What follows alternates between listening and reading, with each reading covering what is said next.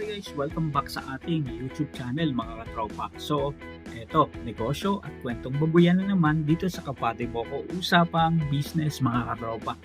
So ngayong araw na to, pag-uusapan natin live weight ng baboy versus kilo sa palengke.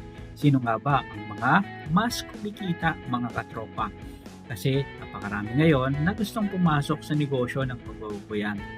Sa mga katropa, karamihan na sa mga presyohan ngayon ay pumapatak ng 190 hanggang 225 yung live weight. Ibig sabihin, farm gate price yan mga katropa.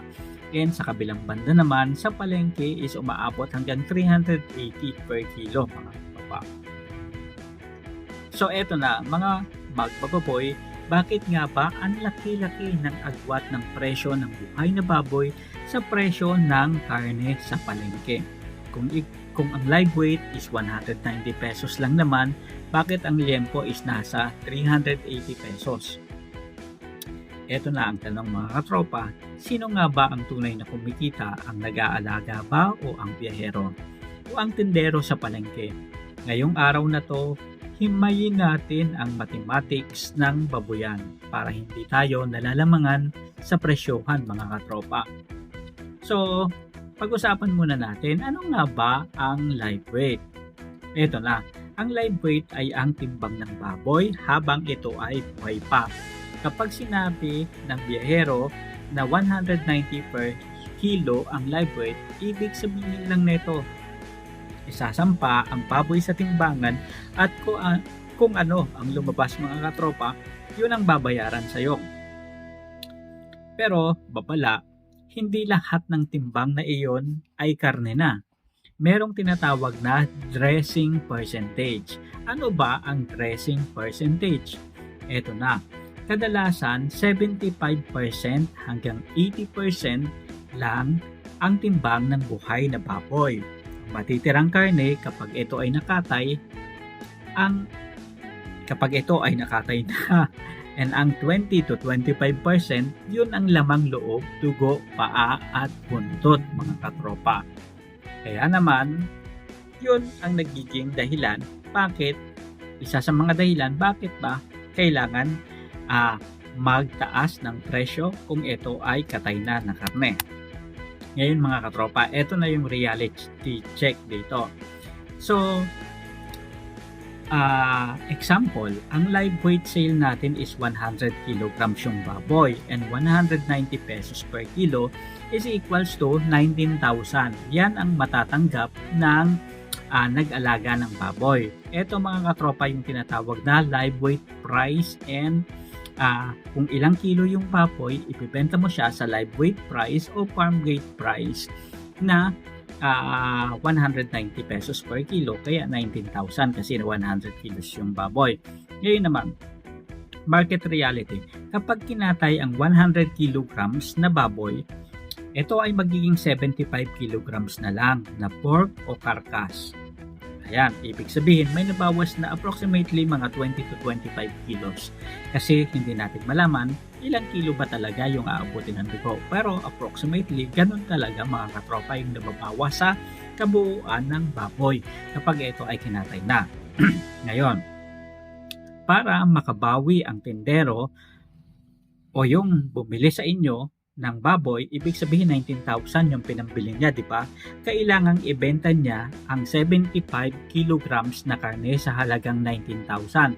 Ibig sabihin, 19,000 divided by 75 kilograms, kailangan maibenta niya ang bawat kilo nito ng 253 pesos 0.33 per kilo. So take note lang ha, yan ay puhunan pa lang niya. Wala pa dyan yung upa sa pwesto, wala pa dyan yung bayad sa katayan, and wala pa dyan yung plastic, yung yelo, at yung mga tao niya sa palengke at tao niya na magdadala yung katay na karne. Ngayon, tanong nyo, sino nga ba ang mas malaking kita? Diba? So, sino nga ba mga katropa ang mas kumikita? Number 1, ang farmer. Yun ba? Malaki ang puhunan sa feeds. Oo, tama yan at 4 na buwan ang paghahantay. Pero Kung tama ang FCR, ibig sabihin feeds conversion ratio, malaki ang kabuuang net profit sa isang bagsakan lang.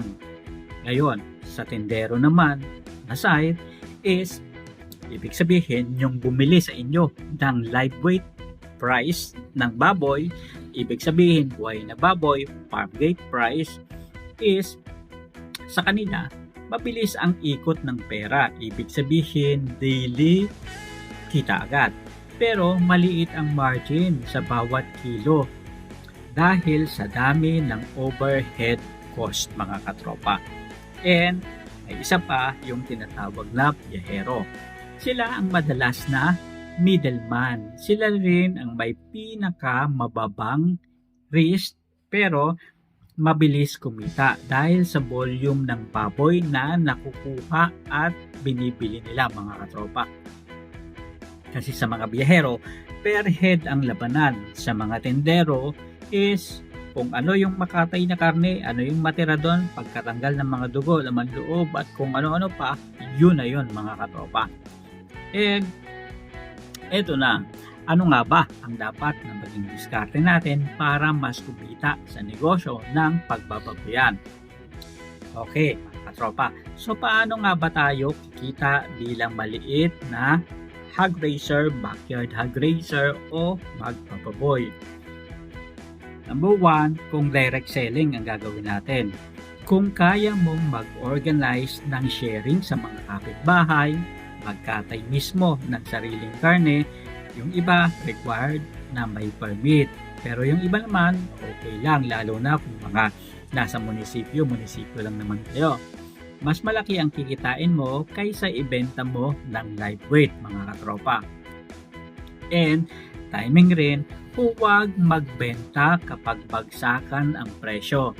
Monitor tayo sa mga Facebook group, sa mga YouTube, sa mga vlogger na nagbibigay ng information, and monitor din tayo sa Department of Agriculture para malaman natin ano ba yung tumatakbong bentahan ng baboy o presyo pa ng baboy sa ngayon para hindi kayo malugi mga katropa. And lagi rin natin tandaan na ang kalinisan napaka-importante niyan. Mas maganda ang itsura at quality ng baboy na galing sa malinis na kulungan. Okay, so ibig sabihin lang nito mga katropa, kapag yung baboy natin inilagaan natin ng maayos, maganda, malinis, siguradong kalidad and quality yung karne na mapoproduce niyan. And mas maganda mga katropa, i-negotiate din natin yung presyuhan kung kaya nating i-negotiate mga katropa. So, kayo ang bahalang magdesisyon kasi baboy nyo yan and kayo mismo yung nag-alaga niyan. Kayo ang magdedesisyon kailan nyo siya ibibenta. Kalawa is kanino nyo siya ibibenta. Ibig sabihin, kung sa tingin nyo hindi kayo lulukohin yung pagbebentahan ninyo, then ibenta nyo yung baboy ninyo. Siguraduhin nyo lang na i-compute nyo muna para ma-make sure nyo, tiyak ninyo na siguradong may kita kayo mga katropa. O ayan mga kabady. Ayan, sana ay naging malinaw kung saan napupunta ang bawat piso nyo. Hindi porke mahal sa palengke ay yumayaman na agad ang mga tindero. Diba sabi natin lagi, ay sila ang laki-laki ng kita samantalang kami ganito. Pero hindi natin alam, sila rin nagrereklamo. At hindi porke mura ang live weight mga katropa ay laging lugi ang farmer. Kailangan lang tamang diskarte at tamang pamamaraan paano ba tayo kikita ng wasto sa negosyo ng pagbababoyan. Ito na mga katropa, tanong, ano bang mas gusto ninyo? Ibenta ng buhay ang baboy o magkatay o mag-retail ng karne?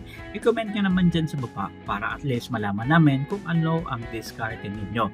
And take note lang, i-comment nyo rin mga katropa kung naging successful ba yan and magkano ang kinita nyo mga katropa. Para yung ibang mga magbababoy is magkaroon naman ng inspirasyon sa mga success ninyo. Ayan.